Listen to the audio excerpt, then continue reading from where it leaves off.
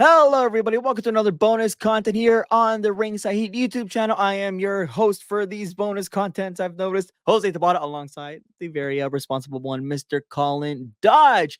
AEW All In has come and gone this past Sunday live from Wembley Stadium in London, England. We are doing some bonus content because again, we are worried that we're not going to get everything that we want to say in time for this Sunday's actual recording, because also as well WWE has Bash in Berlin happening this weekend, and obviously I think we want to split both. We want to give each show their equal amount of love, like we're going to do right now. So here we are giving full attention to AEW All In, and it deserves a lot of attention. Of course, I think even a non-commercial break is a good idea for AEW All In, because again, another spectacular show. I did see it. Now, I was working, unfortunately, throughout the whole show, which is why I wasn't able to join Colin, who, by the way, another good job, Colin. I will say that. Holding the fort down. I wish I could be there. I genuinely wish I was there, because again, like, there was a lot of fun stuff. And again, the non-AEW guy was entertained. So that says a lot. Another solid pay-per-view and a long run of solid pay-per-views. So I mean, they're getting it down. So we're gonna break down the card one by one. Of course, we're gonna give each match their flowers. I know what my favorite moment of the pay-per-view was, but we're gonna get to that later on. So again, first things first, England, again, another incredible crowd, another incredible reactions from the faithful. I did know a friend that was there. He said the night was fantastic. He said he had a box. He was in a box at a Wembley Stadium. Mr. Fancy Pants over there in the UK. Really? Who is this friend, and can I talk to them more than I talk to you? So, my good old friend Adam Foley, who was with me in a different section of WrestleMania 35. I have met my friend Adam Foley in New York. So we did meet in New York. He's from the UK, of course. Again, great reaction. So a lot of surprises as well. They got the crowd pumping. So let's get to this, shall we? Let's start up. We're gonna do the opening. I don't think, is there anything you want to discuss with the kickoff? Well, there was one moment in the kickoff, and I think this is something that you, Colin, have been waiting for a long, long time. And of course, I've been clamoring. You've been clamoring. The only thing that I really wanted to specify in the kickoff show, the pre-show, Jamie Hayter is finally back in AEW, confronting Sarai and her whole family, by the way, which was really cool to see the entire Knight family. I thought that was really great. She was looking for her all-in moment, didn't really quote unquote have it, created one at her expense, because Jamie Hayter made her return. Colin, your thoughts on that to open up our discussion? Well, the first funniest thing to come out of that is actually I read where Becky Lynch started getting hits on Twitter after Jamie Hayter returned, because Jamie Hayter dyed her hair red, and everybody thought it was Becky Lynch for half a second. Really? I did. For like a half a second. I don't know if I ever saw a Becky Lynch's All Elite graphic, but I think it got close. What was it? Was it from the people that were in the crowd or people watching on TV? Because honestly, on TV, that didn't come to my mind. No, I mean, I have ears. I heard the music. I like her name was going in between the sections, like between the bowls, in between the levels, so like you could see it was Jamie Hayter.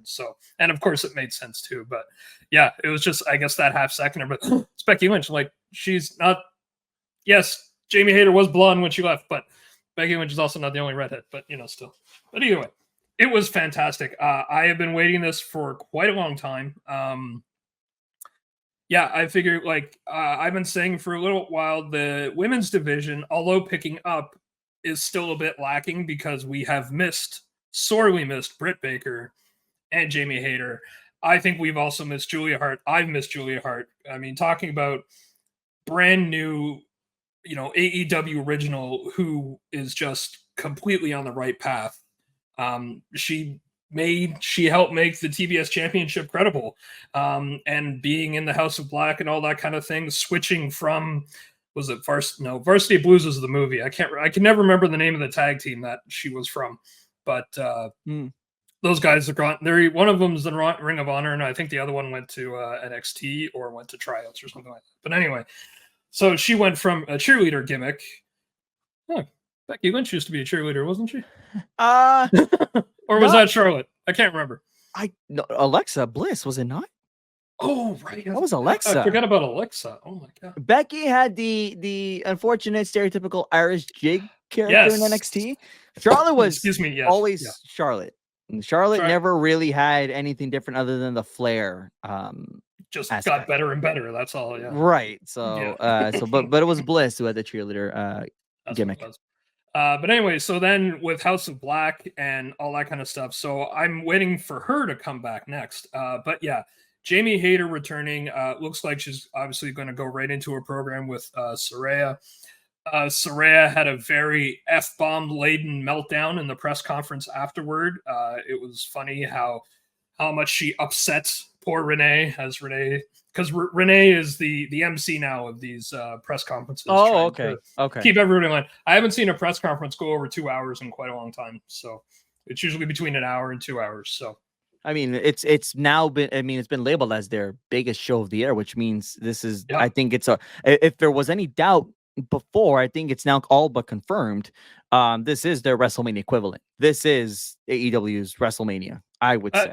Well, yeah. I mean, pretty much. It's interesting. So I think before we get any TK Steiner math, I think it's about 50,000 is what they're saying. So it wasn't as much as last year. No, but, I mean, definitely not.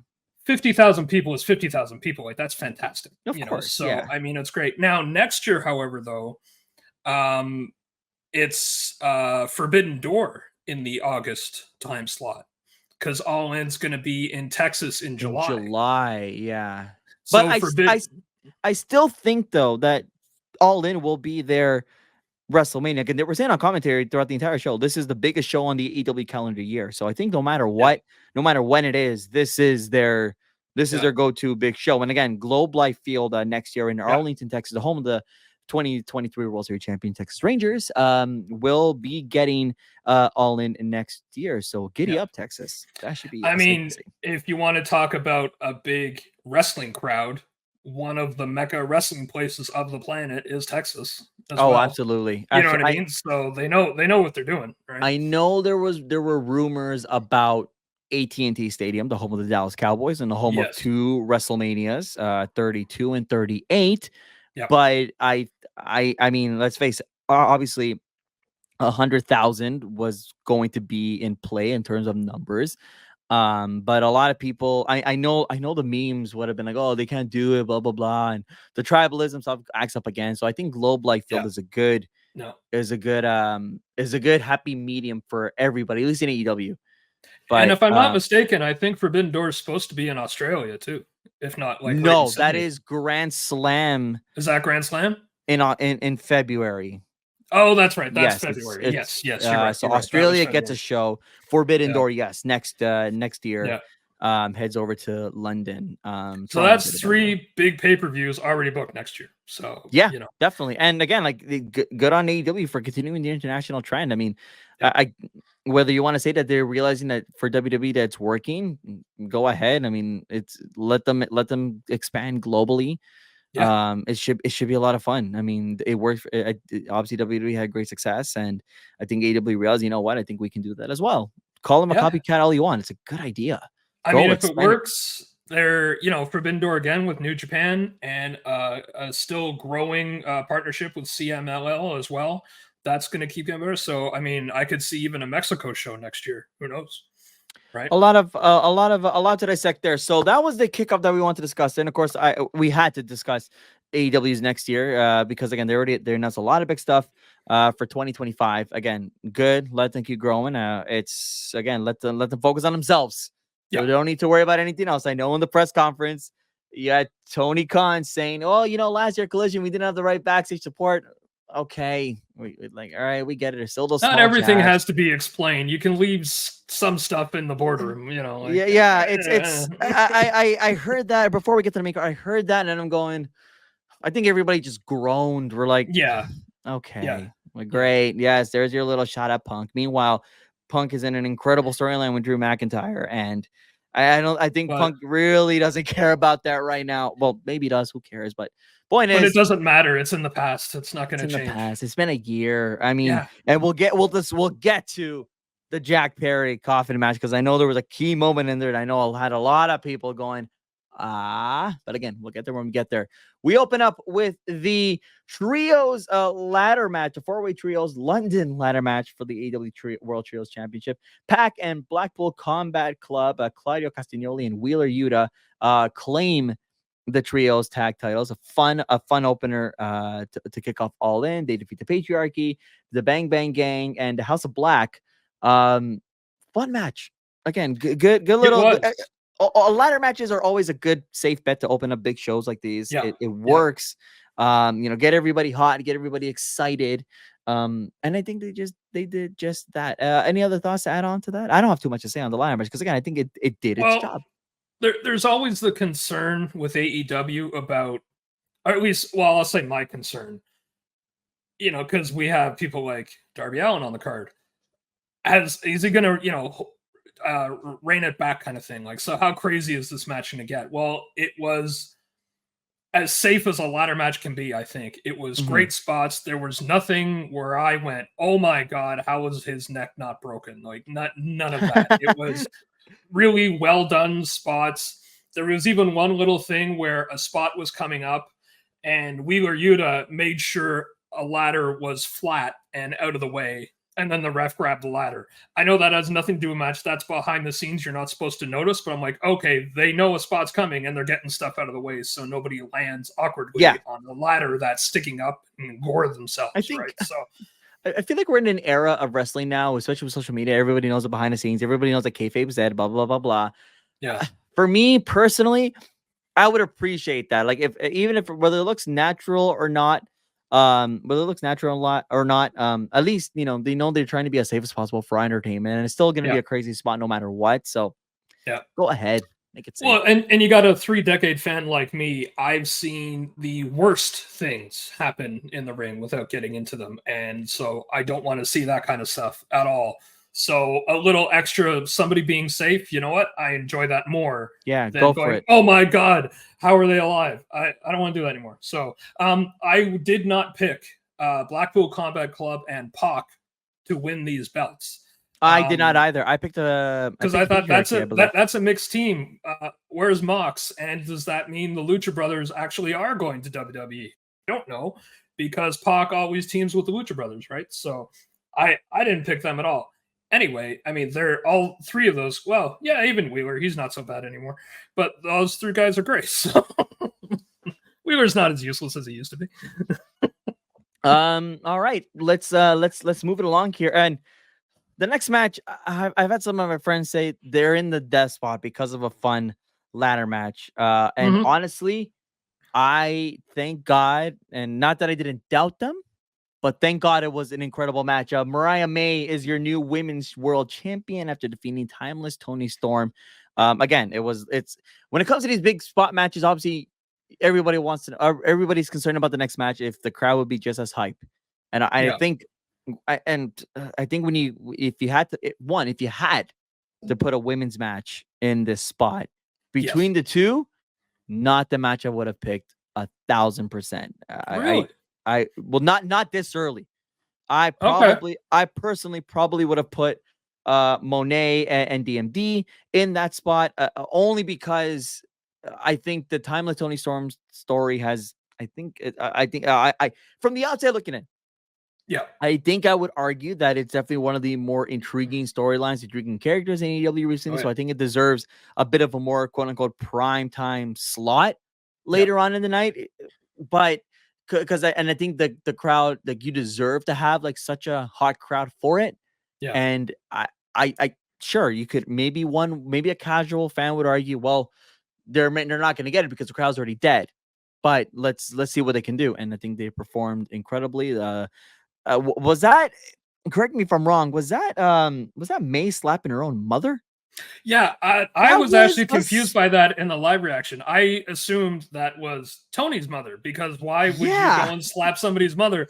And then I've actually rewatched the pay-per-view since.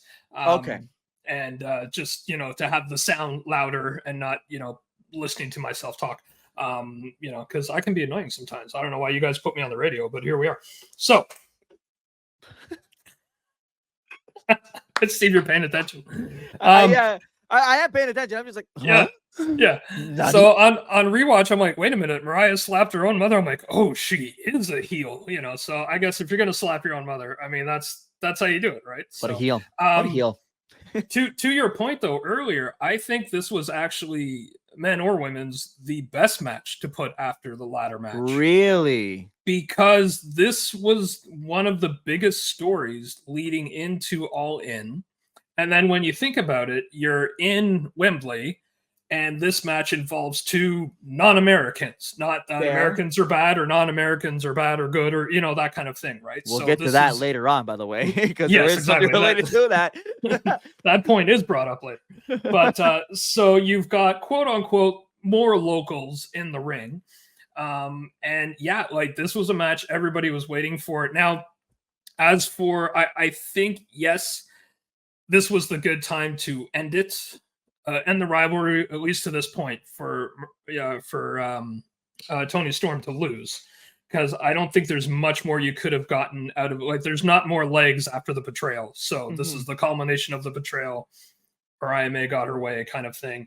The thing is, though, I don't think Toni Storm should stop being timeless. Like, keep this gimmick going. Oh, no. Oh, I didn't think you were thinking that, but just to say it, like, she has to keep that character. But, I mean, when she was leaving, going up the rampway, sobbing uncontrollably, she's getting, victory, the victory applause on the way out, standing ovation and stuff. And then she's, like, dancing. Like she's in like a snow globe kind of thing. But then they showed after where she just walked out of the arena into the street, still dancing with Luther beside her. Really? Yeah. Oh, that's hilarious. Like, this is brilliant, right? I mean, not that I was never not a fan of Toni Storm. Anything she did before, it just didn't register for me. Like I didn't care. I didn't care about how she did in any of her storylines and all that kind of stuff. This timeless thing is absolutely perfect. So but she's got to keep up with that. Get some time off. Let Mariah May go pick a fight with somebody else. There's Shirakawa is still around. They showed her in the audience watching the match and that kind of stuff. So that could be something. They're former friends and former tag team champions at another promotion. I can't think of the name of right now. One of Japan's, not New Japan, but another one of those. Stardom, I think. Stardom. Yeah, probably. Yeah. Yeah. So like they have, a storyline history there and that kind of stuff. So, but yeah, I mean, it was great. Nice. It was 15 minutes. It was a nice long match. They got in everything they needed to. It was great. Luther got back at Mariah kind of, and yeah, it's good. Yeah. So no, obviously you don't end the character. This is obviously her best character work. There is no indication. Ever. There's at least no. That I've seen her. Yeah. There's no. I don't think there was any signal for anybody to say, well, she should come up with a new gimmick because the gimmick is that. Absolutely not.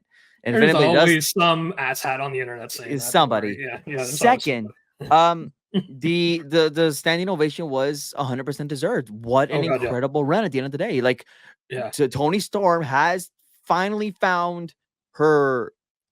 She's found her bread and butter. Like everybody always looks for the one gimmick that will that gets them to break out. I think it's I want to say like her big break. This was it.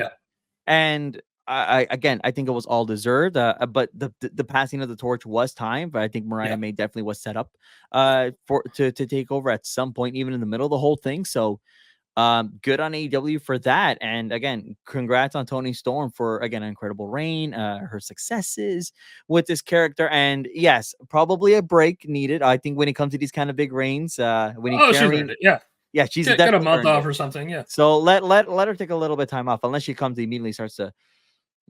back immediately, picks up again the storyline. Okay, but I mean, I doubt she has a match at All Out in a couple weeks. So. Right? Yes, that's that. Boy, what a madness of pay-per-views. All In, Bash in Berlin, All Out. So I wonder if they moved it because of Bash in Berlin instead of, I mean, 2 weekends in a row is crazy anyway. Probably, but I mean, I think also as well, like, why would you have 2 pay-per-views in back-to-back shows? WWE did that. I remember them doing that a little while back. I think it was during the pandemic. Payback and then SummerSlam in 2020. Why? Yeah, it's such a bad idea. Yeah. There's no time for build or anything, but I know No. WWE was dumb in that aspect as well. Okay. The next match, look, this was my first proper look at the learning tree. All Oh right. It is no. Oh, it's been it, really good up until now. I mean, it, it was good tonight. Or yeah, Sunday night too. look, from the Yeah. outside looking in, good on Jericho for, and I know you guys praising it on the past weeks on Ringside Heat. I know, but for Yeah. me, I don't see it. The hi guys made me laugh. I'll give Totally it that. fair. Yeah. I don't need to see Jericho performing live also as well. That I think me and my friends, we were talking in my group chat, we're all just kind of Yeah. roasting Jericho because he's not a great live performer. No No, offense. In terms of they had just done like 4 or 5 dates in and around London anyway, and but a lot of bands, honestly, unless you're AC/DC or Metallica, and I've seen both of them live, they are the only 2 bands that actually sounded good in the Skydome to me because they were loud enough. I will see your point there, and I Mhm. acknowledge it. But I also want to give credit to the Backstreet Boys, who also sound amazing live. I will say that and go on Yeah. record as I watch you cringe upon me saying that. I will never confirm that for you. Hook is your new FTW champion, which was what was it? Who Former else was world going champion. to be? Yeah. If Hook lost, he would have never been able to challenge for that title again. Number one, I think that's a very useless title in AEW. I know I share that opinion with a lot of AEW fans. Again, outside looking in, remember that, Me folks. too. The gimmick is fine. I don't know. I'm also just I give props to Jericho for always reinventing himself, Mhm. but I also respectively say, when is the end? I think one of Jericho's problems is that I think overexposure becomes a big issue with Jericho, and I'm kind of happy that he lost his title. I know it was being sold with a lot of people. I know, but for me, again, for first takes, and maybe I need to look at past weeks, but honestly, just from what I saw, I don't know if I want to see it weekly. I don't know. I feel like I'm happy that I Yeah. didn't see it weekly. Yeah. That, and again, like this is just there's a lot of Jericho. How many? Yeah. I appreciate a lot of reiterations. Sometimes I think you don't want that many reiterations either. Like Mhm. how many more times do you really need to reinvent yourself? Again, that's one of Jericho's strengths.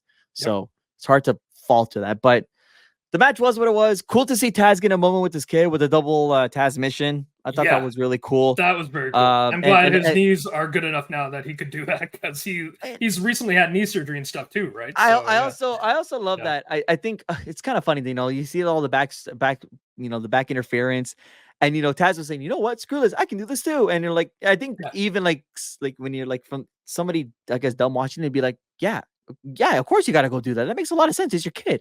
I'm happy Yeah. they leaned into it. So nice Oh little yeah. moment there for Taz and Hook. Yeah. But Um I don't know what else to say other than GG's and let's get rid of this thing. Let Hook do something else. Yeah, I mean, like obviously Hook had to win this, but they need to get him onto something else because you're right. FTW champion doesn't matter.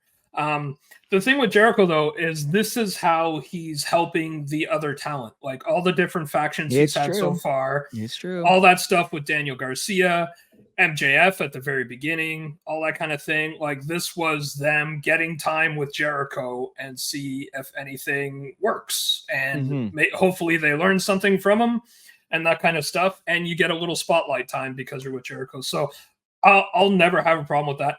I mean, he made Big Bill funny to me.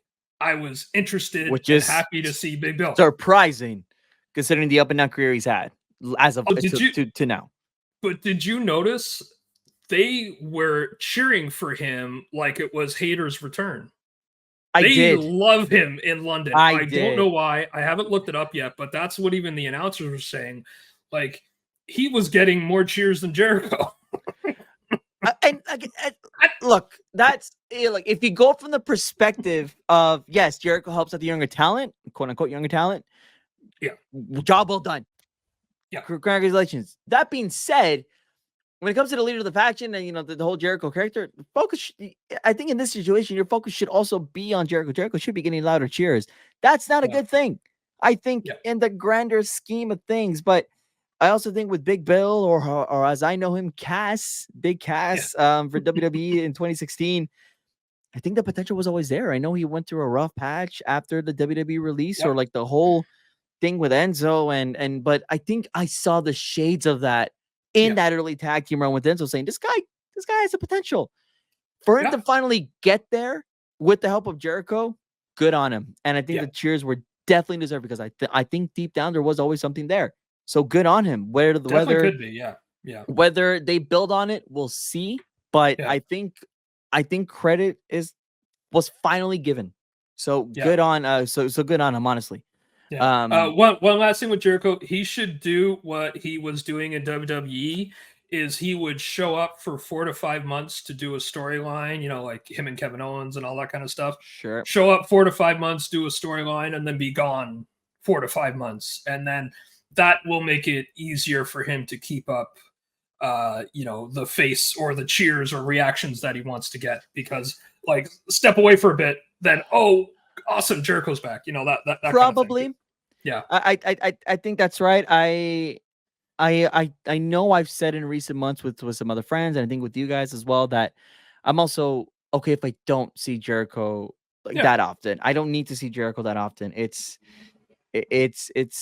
think, like I said, I think something is a bit too much of Jericho, and I don't want to say that because I know you could say he's one of the greatest. I'm not gonna say he's the greatest. I know I have some friends that say he's the greatest of all time. Let's top 10 easy. Yeah, I give him top 10. I don't know top 5, but top 10. Yeah, exactly. I'm never gonna give him that top spot when Shawn Michaels exists, for crying out loud. But Undertaker. Yeah. Sure, Taker as well. Yeah, why not? Kurt Angle. John Cena. Okay, we're getting carried away. I'm okay with not seeing him on my team. Who? Brooklyn Brawler. I'm okay with him. I'm okay with him not appearing on a regular basis, and I hope that this for now was a little break. But honestly, the learning tree didn't sell me. But again, I'm not a weekly viewer, and I go off of Colin here. If he says that if it was working in the last few weeks, and I know some other friends are saying it was working in the last few weeks, then all right, it worked. But for me, I probably have to give it a little bit more time. But let's move on to the next match, which again was another entertaining multi-man match here. The AEW World Tag Team Champions, expected winners in the Young Bucks. At least I think expected winners. I know a lot of people were saying expected winners. You as well, Colin, who defeated FTR and the Acclaimed. The Acclaimed said something in the rap that I know had my British friends laughing their heads off. I'm not sure what exactly it was, but my British friends were saying, "Oh damn," which again, very typical of Max Caster to get reactions like that. So good on him. I can't remember. Maybe he used some British slang. I don't know. Something along, or mentioned a British group. I think a conspiracy group. I could be wrong. I don't want to misquote that. That would have been over my head. Yeah, it went over my head too. But again, I had my British friends clarify for us, and then we all started laughing. We're like, "Ha!" Again, expected winners, Colin, after a match like that. Oh, of course, yeah. They can't be the evil elites if they don't have belts. They all have belts. They have to keep their belts. Otherwise, it deflates the ego trip that they're all on. Like even Okada, Perry, those four, they have to keep their belts, and they did. So spoilers for later. Not much. Not much else to it. I don't think so. I think good match. Again, FTR is the reason why they're FTR. They definitely know what they're doing. The Acclaimed still improving. So it was a more serious match. Sure, they do their entrance rap and all that kind of thing, because I mean that's their theme is glued in my head. Yeah, the themes, it's got a hook. You listen. There's nothing you can do about it. But I mean, they're getting better. It was a good match. The ending made sense, and the next match I really want to talk about, because to me it was kind of a mini Royal Rumble. The Casino Gauntlet match. Now I had no idea how this was going to work because it implied gauntlet.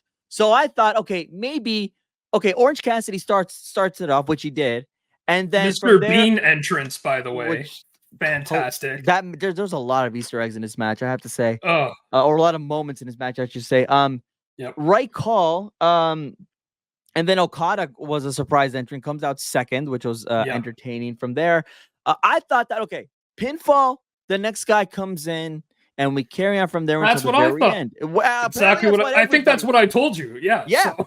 I think that's what everybody thought. And it turns out it's instead a mini Royal Rumble in which instead of eliminating people over the top rope, which both we must have to touch the floor, it's first pinfall to the finish, which unique, I have to say, because that's where in kayfabe, and a great friend, my friend Peter brought this out, and I agree with him. It's beneficial to be number one, because if you roll up your opponent, the match is over. And then the other 12 guys, they never got their chance, which, again, in kayfabe, interesting, but also, well, that's not going to happen because you have more entrants coming in. Yeah.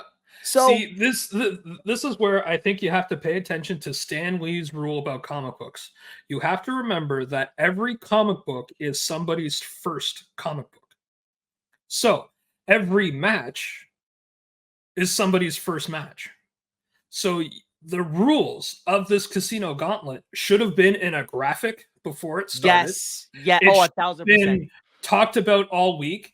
There should have been, and maybe there was and I missed it, but there should have been a highlighted match going, these two people, the winner gets the number 1 slot, the loser gets the 21st slot, or however many people were supposed to be in there. That should have been. Because I remember Rumble, they used to have matches to, if you lost, you got number 1 because you didn't want number 1. Well, in the casino gauntlet match, you do want number 1, right? So there's a lot of things to play around with that could have been hyped up more to make this match pop even more. It was still great in its own right, and it worked out, and it did was really well done. Yes, fantastic finish, great spots, appearances. And let me get into that right now because again, I think the concept is there. I do like it. It's unique. Let's kind of refresh it a little bit more. But that being said, the first biggest surprise, I think, in the last little while, never saw it coming. McGuinness, nobody did. For me, as a non-AEW fan, as somebody who's seen Nigel in WWE, wow. And we love these never expected to come back moments to happen. Nigel McGuinness joins that list of people who we thought we would never see again, such as Adam Copeland / Edge, Soraya / Paige, Daniel Bryan / Bryan Danielson, and now Nigel McGuinness. What a surprise! He looked, first of all, in his home country. What a spot to do it, and he looked happy. Oh. He looked incredible. He looked like he did not miss a beat. The stadium on fire. Oh my goodness! Beautiful. Now, upon second watching, I didn't even notice that he wasn't at the announce desk and all of a sudden Taz was there. That didn't even register to me. I just thought Taz was always there. He just wasn't saying anything until Hook's match. But upon watching it, he left after Mariah May's match, right? Yeah. And so they even put in, I love these little details, man. If I notice them, I love them. So at one point, Mariah May is wandering around and she kisses Nigel on the forehead. And so then he's like, oh, I got to go lay down, and comments like that. And the other two are hyping it up going, well, you just had your night made. And in hindsight, these are all beautiful lines that are alluding to something that nobody knew was coming. And so he's like, okay, I'm going to go. And I don't know if it was Shivani or whoever, but it's like, okay, well, Nigel's tagging out for Taz because Taz is going to be here for Hook's match. Throwaway line. Of course, I'm not expecting anything, so it didn't even matter. And then, of course, I realized, wait, Nigel, he's not at the desk, and he's walking down to the ring. That was great. So I think I also heard that. I think he said, I'll have to use the washroom or something. I don't know. But yeah, it was comments like that where it's like, yeah, whatever. Like, who cares? Like, I'm going to get popcorn right now. I don't care what the announcer says. But again, congratulations to him. I know he's been dying for that. So and again, I think when you're told that you're never going to wrestle again, you want that moment again. And Nigel's another example of that. And he had great spots with everybody, and he was kind of part of the finish. He was. I would have imagine if you won that thing, that would have been entertaining. But first of all, before we get on to the rest of the entrance, I do hope that this isn't the end for Nigel. You cannot make that a one-off. Get him back integrated in some shape or form. AEW is a spot for that. I hope that it's not a one-off. If it is, that would, I guess, depending on the severity of. I mean, it's also a really good one-off too. That's the thing. It is Wembley and 50,000 people, you know what I mean? And this will relate to what I think about the main event too. But anyway, yeah. Kyle O'Reilly, fresh off of winning the G1, Zack Sabre Jr. made a nice surprise in front of his home crowd. Yeah, I had no idea he'd be there. Yeah. Nope, that was another surprise. Mark Briscoe, Hangman Adam Page, Jeff Jarrett. Yeah. And well, I knew this was coming for this entrant, Ricochet. Ricochet. He didn't change his name. I don't have to try to not learn a new name. Apparently he has the rights to that name, which go off, King. Why Smart not? man. But Yes. I did see some live video. The reaction for Ricochet was great. Obviously, I don't think they were as big as Nigel, and I think some people were saying, well, people were complaining that Ricochet didn't get a big pop, and I think he followed Nigel. I'm sorry. He followed Nigel. I would have flipped it too. I think having Ricochet in that first spot right off the bat, like the perfect number 3 entrant, like AJ Styles. Ricochet in orange. Yeah, like AJ Styles, for example, in 2016 Royal Rumble. He was a great number 3 entrant for the surprise, right? Yeah. I think that's where Ricochet should have been, and then Nigel comes out later. But then again, we got a full match of Nigel, so I'm not complaining. Great debut Nigel by working with Ricochet. everybody, so that was good too. So Ricochet, again, it looks like that. I think that's where he's going to belong. Shout out to Samantha Irving, who has already had to put up with the, so you're jumping ship too? And she has been immediately saying, no, I am staying in WWE because, oh boy, the concept of couples working in different places. What a strange thought, apparently, in the world of wrestling. Buddy and Rhea are doing just fine. they're doing just fine. And like, not everybody has to be Renee and John Moxley, for example, right? For the longest time before he switched over, at one point, Britt Baker and Adam Cole, baby. Yep. So again, great spot for Ricochet there. The next surprise was Christian, who I loved it. Who came off was. If only they showed him beating the crap out of Kofi Kingston backstage, it would have been great. Or they just showed footage of Kofi getting beaten up, but you can't see who it is because obviously they can't. The limping to the ring after the ladder match was hilarious. I'm like, oh my goodness! And then Kill Switch coming out, and everybody thought but they changed it. They played the Luchasaurus theme. Yes, thank you. Yeah, so that was a nice twist in itself. Yeah. And at the end of it all, no face, no heel turn. Christian walks out with that, who now has a championship opportunity out of nowhere. And anytime, anywhere. So that was an interesting spot there. A lot of people thought that Hangman was going to win that match. I thought that Hangman was going to win to kind of set up. I had Hangman winning that match because I also had Swerve winning. Exactly. Well, yes. Well, yeah. And I thought that maybe Hangman was going to play in such play a bigger role in the finish in the main event, in which he had a role, but again, we're going to get to that later. The right winner, Colin? For the gauntlet match? Yes. Really? Are you kidding? It's Christian.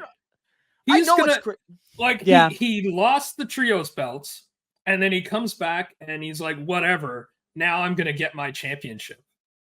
I mean, who on the mic is better to play all that? Like, give MJF all credit in the world. I still think, I always thought that because I was always been a fan of Christian long before I knew MJF existed anyway. But what I'm seeing these days, especially this patriarchy, Christian's your top heel in AEW. He's the best heel right now. Yep. Right? And nothing against or diminishing to MJF. Christian's the top heel. So what smarmy, sleeveless turtleneck wearing guy is better? I mean, a sleeveless turtleneck angers you, and all he does is wear it, right? I mean, he knows what he's doing with this patriarchy thing. He's got a kid more annoying than Dominic in his group, and Nick Wayne's mom is there too. I mean, it's the perfect little faction that's very annoying, and then we're all waiting for Luchasaurus to finally turn on Christian. They're teasing it. They've been teasing it for like 8 years, even though they haven't been around that long. And it's great. But come on, Christian on the mic, lording this title shot over, I guess Bryan Danielson. Yeah. So. Well, we'll see what Bryan Danielson has to say on Dynamite, because I did just see a graphic that said Daniel Bryan will address his future. Bryan Danielson. We'll get to it. I may have some venting to do, but we'll get to it. Let's move on to the next match. Will Ospreay. Yeah. MJF. Now, fun fact about Colin and I think more me as of late, but still as of late, we share this bond. We are both big Assassin's Creed fans. Yeah, I'm definitely of the burned out fan. Yes, and I'm still trying to finish Mirage, but yes. I have an Assassin's Creed keychain, and I started to collect the steelbooks and the physical copies because I just like physical media. Yep. The Assassin's Creed Shadows game, which comes out November 15th. We're not sponsored by Ubisoft. We're not sponsored. Don't give them free stuff. I just have to say that the game's out. Assassin's Creed Shadows, the next installment in the Assassin's Creed saga, is out November 15th. What an entrance! Oh my goodness! I was watching it, but all my friends were tagging me, Jose, look. I'm like, I was so happy. I was so stoked. I'm like, oh my god, and all the so for those that don't know the lore, or if you don't know Assassin's Creed, it is a game about a dude who is trying to defeat an evil group called the Templars. And one of their biggest characters in franchise history is from Assassin's Creed 2 called Ezio Auditore da Firenze. Yep. The voice actor of Ezio, they got the voice actor. Roger Craig, I believe that's his name, Roger Craig, got to voice over Ospreay's video package for him. And I'm like, holy crap. And I had no idea. I literally had no idea that Ospreay is a big Assassin's Creed fan. Huge. He's inspired. His character is inspired. He talked about it in the press conference, how that all came together. Yeah. His character is inspired by Assassin's Creed. Aerial assassin. Moves, for crying out loud. It's called the Hidden Blade. Yeah. That is an assassin. His gimmick is the aerial assassin, and he's got a hidden blade move. Yeah. I had no idea. Will Ospreay is now my favorite. I loved every bit of it. I thought that was an incredible entrance because, again, I'm a sucker for Assassin's Creed. Great promotion of the whole thing. I had no idea I related to Will Ospreay this much in my life. Aside from you, Jose, and other Assassin's Creed fans, definitely check out the press conference. I will. Ospreay's part, because he explains how that came together with Ubisoft. I did miss it, but I will definitely watch immediately. And then there was MJF. With the most patriotic Uncle Sam on steroids. Oh my goodness, the big flag, the streamers that were there the rest of the show. His face instead of stars on the flag. I thought that was hilarious. I think at one point in the match he was saying "God bless America," and that was just so funny. Did you notice? I mean, obviously you noticed his gear, but did you know what that was from? Was it Rocky? No, Lex Luger. It's Lex Luger's gear when Hogan was gone for a while before he came back, and Lex Luger was Hogan's replacement. Or they were trying to make him Hogan's replacement, right? That was the specific Star Spangled gear. Yeah. Damn, I didn't realize. Wow, that flew by me. I didn't notice that. I read that. I'm not anywhere kind of near of a Lex Luger fan to know that. So, but shout out to those two. They killed it. Now, Will Ospreay won the title, but is now known as your international championship once again. The international championship. Oh, man, I'm still like processing. I don't know, like loving the Assassin's Creed themed entrance because again, I think it is the best heavily sponsored entrance. Because I'm like immediately we were talking about Triple H dressed as the Terminator. Again, this is an open air stadium and it's perfectly sunny and daylight out, so it looks like crap. Didn't Taker and Bray have a match at that Mania too? They did, but the sun was setting. Dark characters coming out in daylight looks. I want to say daylight. The sun was setting. They were in dusk. Okay, they were in dusk, so I mean it was better, but still not. No, absolutely, no doubt about it. But the Assassin's Creed thing works out so well. Again, I'm excited for Shadows. I'm so excited for Assassin's Creed Shadows to the point where I asked my friend in the United States to pre-order me a copy because Target has an exclusive steelbook that I want. So he's gonna ship that over to me. That's how big I am, and I'm really excited for steelbook addiction. So that's so exciting for Assassin's Creed Shadows. And I can't not mention the zombie match with Priest and Miz. Oh jeez, yeah, it's when it comes to sponsors, Will Ospreay did it right and has an incredible sponsor. So he Ubisoft didn't have paid a all the high money. bar to overcome, but he No, we did didn't. really well. But Yes. no, I am a Will Ospreay fan now. I wish I knew Good. that when I went to EW Dynamite with Lex in March. I had no idea. Otherwise, I would have been screaming even louder. I literally had no idea. I'm No idea up surprised you until didn't know. I mean, No, I didn't. his move is the hidden blade. He's always referred to himself for the longest time, like majority of his career, as the aerial assassin. Like he But it started. didn't click. I thought he was just a high flyer. It didn't I mean, click. yeah, but he branded it properly because he's an Assassin's Creed fan, and he plays the games too. I He even talked about Syndicate. You know how much I love Syndicate. I would presume he would be a big fan of Syndicate, given where Syndicate is based off of, London, England. For those that don't know, play the game; it's really fun. Yeah. Watch that press conference, people. But yes, I will watch it as soon as we finish recording. But we do got to move on. But again, a fun match. The right winner, I think. Yeah. I don't know if there's anything else, any specific you want to say about the match, Colin. MJF could take the loss better than Will could. Will had to win this because of the storyline they were using. They were going into. Would you say that? Would you say that? That the Brits they definitely had their moment to shine at Wembley for the most part. Yeah, I mean, it was. Whoops, sorry. It was properly. They were properly using. Well, I don't want to say using, but properly booking the talent and the outcomes for what it was, right? So yeah. I mean, the right bad people won, and I think the correct good people either won or had their moments. So right, but again, like just anybody, like just in general, just like UK based superstars, or wrestlers, sorry, in AEW during All In, they had their moments. Yeah, I think they absolutely had their moments. So for sure. Congrats on all of them. Monet, DMD for the AEW International Championship. Yeah. First of all, flashy little entrance from Monet. Props to her. To me, it didn't deliver. I'm sorry, Monet. It did not. I don't know what it is about Mercedes Monet. I don't know. Maybe it's not working. I don't know if it's because of the Sasha Banks hype that I remember. But honestly, it felt flat. Hey, she defended a championship. She got that done. Sure. Yes, she is still was not good at that in WWE. Right, the hot potato with the Raw women, especially her and Charlotte. Yeah. God, I forgot about that whole thing because Sasha was redeemed the SmackDown Women's Championship. I'll say that she was eventually. Yeah.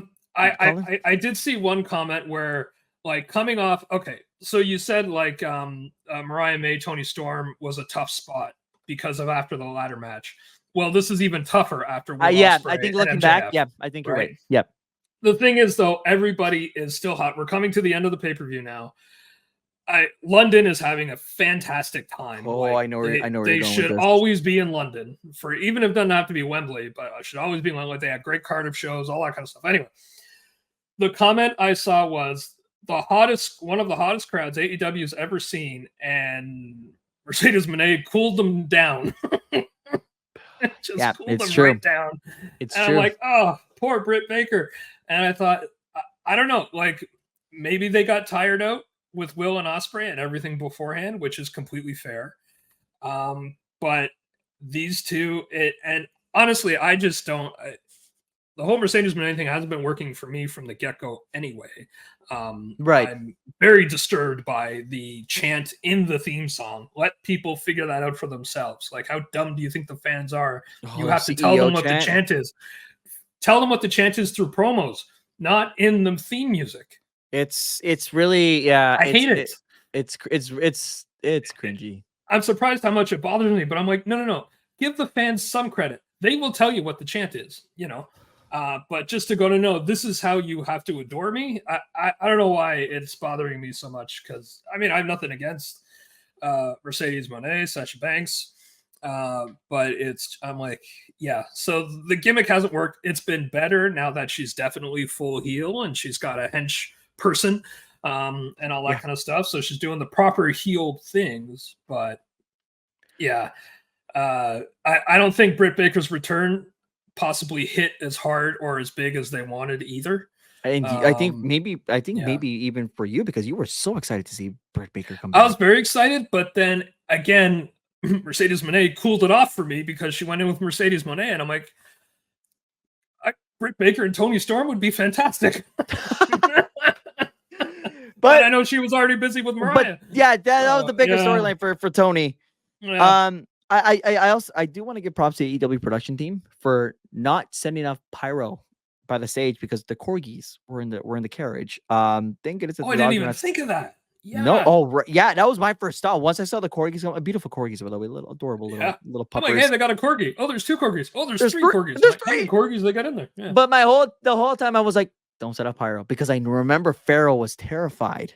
Yeah. Cody's dog, I think, That's on an right. AEW show. Yep. So my whole thought was like, don't scare the corgis. The corgis. I didn't even think of that. But there you go. Yeah.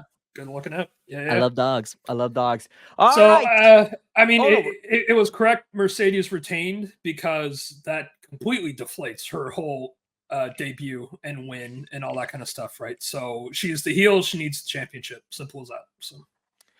All right. The next match. It was what it was.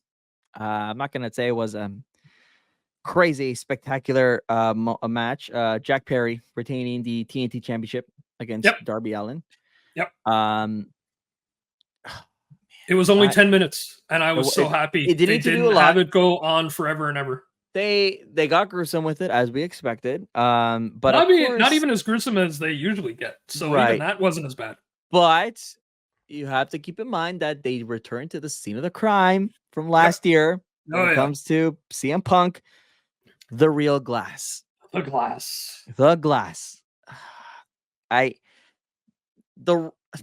hate to say this. It's the right call playing into it. Because it's the elephant in the room. Jack Perry is coming out to an event that he is now infamous for. Yep. Because of the whole thing that literally set off a wave of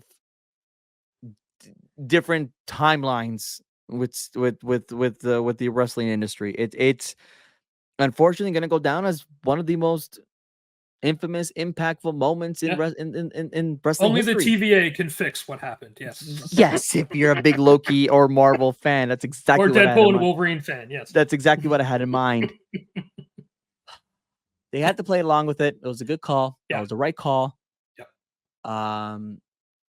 But I also don't need to see it. Jack Perry ate the glass, which I thought was very fitting.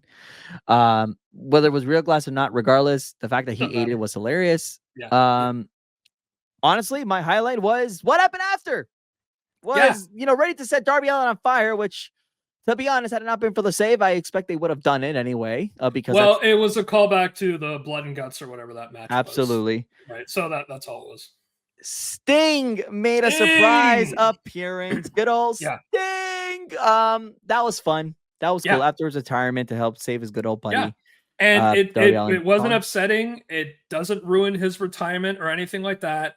You have one of the biggest names in wrestling coming out to one of the biggest crowds in wrestling. No, not the biggest. Calm down. But a giant crowd.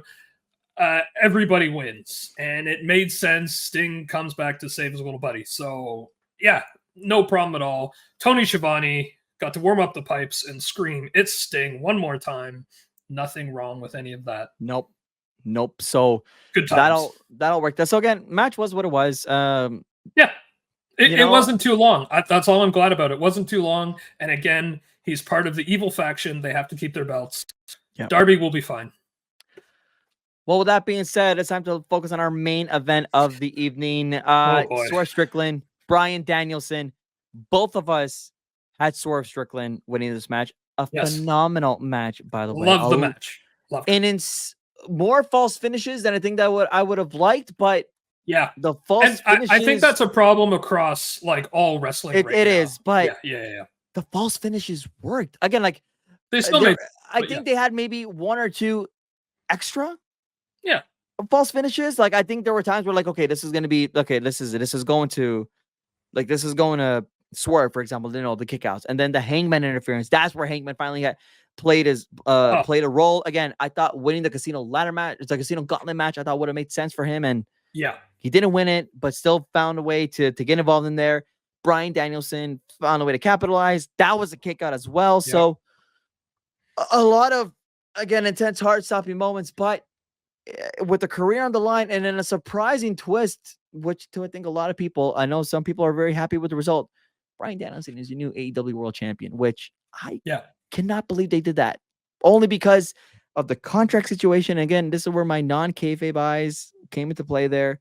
And now he's going to address a feature on Dynamite. So, Colin, you said you have your conflicting thoughts about it. Go. I love the result as much as well, I'm not going to say hate it. One thing I'm trying to do in life is to not be so quick to say hate. And I'm going to say I love the result as much as I don't like the result. So, the thing is, I worry they're a brand new company. They're 5 years in. This is a baby company. They are absolutely brand new. They are doing amazing for how little they've existed. But you have to protect that title above all other titles. And not that it's necessarily a hot potato title, but if he's just going to relinquish it on Wednesday, yeah, then it's a big mistake, because now I know Swerve will be fine, but this was a big way to really put Swerve like on, I don't even want to say on the map. I'm not sure what the right thing to say is, but to really solidify his championship. He retired Bryan Danielson, like, and in Wembley, right? So I had said to you guys a lot, long-term solution is Swerve wins, short-term solution is Bryan wins. Right. And this is only going to be a short-term payoff for many reasons, because his health, apparently, because he included in his promos the promise to his daughter that he's ending this year. Well, does that mean in the next 2-ish months, 3 months, whatever, what's the 9th, what are we in? This is the 8th month, so 3 months he's not going to be the champion anymore? What kind of run is that? Like, right, I'm not saying it has to be 5 years like Roman Reigns, but it's got to be a bit more than 3 months, I think, And I mean, AEW is known for the long-term champions. Yeah, they're known for the long-term. I mean, Omega. Everybody has a good, sizable run. Yeah, and Daniel Bryan kind of puts himself at risk to not. And look, I can see them. I can see AEW wanting to give him his championship moment. Yeah, at All In, and then relinquish it and then start all over again. But again, I said this on Ringside Heat. I said this last week that if that happens, which it did, I get worried about how Swerve looks, and then his chase for the belt once again. And especially if they put it back on Swerve, to me, it's like, well, why did he lose it at all then? Too? Like the moment, I'm not taking away the moment. I'm just worried about him. But the moment was special. Now, Bryan Danielson did say, and I was a tiny big bug, but again, I'm a WWE mark, and I'm sure you know where I'm going with this if you are listening. Yeah. He said that this is the best moment of his career. Personally, as a fan, I can't and will never ignore WrestleMania 30's big moment. Right. He was not supposed to be in that main event. The fans literally shifted, I think, WWE's writers to go that route. The insane opening match at WrestleMania 30 with Triple H to get himself in that main event slot. The injury cell, everything. The story was incredible. To me, I think for people to say that AEW had the better story leading up to this and the better moment, respectfully, I disagree, because I think WrestleMania 30, there was so many factors into that WrestleMania story, because that started at the SummerSlam the year before, after Triple H screwed over Daniel Bryan. Now I can say Daniel Bryan. Screwed over Daniel Bryan with the Randy Orton Money in the Bank cash-in, in a moment where they literally were not going to go that route for New Orleans, and they did. So, again, I know it's great that, he had the moment with the family and everything, but I can't put that I know. Okay, I'm not saying it's not special. I'm not saying it's not worth it. It was a beautiful moment. It was great, but for the life of me, as all the cards were in that moment for Bryan Danielson, I cannot put that over WrestleMania 30. Call me a WWE bias, go ahead, but there's just way more factors other than he just happened to land himself a title spot, and then the career, because there was a lot more intricates in that 2013, 2014 story for WrestleMania 30. Colin? All right. Well, first, let me ask you, where was he when he said this? What He was at the press conference. At the press conference, of course. Yeah. His daughter in his arms. Yep. His boss sitting right beside him. Of course. What's he going to say? You know what? Tonight was great, but hey, that WrestleMania 30 thing, that was awesome. That was better. Yes. He's not going to say that. He's just not going to say that. Of course you think not. A Coca-Cola executive is going to go, you know what? Back in the 90s, Pepsi really was the choice of the new generation. They're not going to do it. I mean, what do you expect him to say? Like, it's just, Sorry, that was a really high-pitched laugh. I mean, what do you want?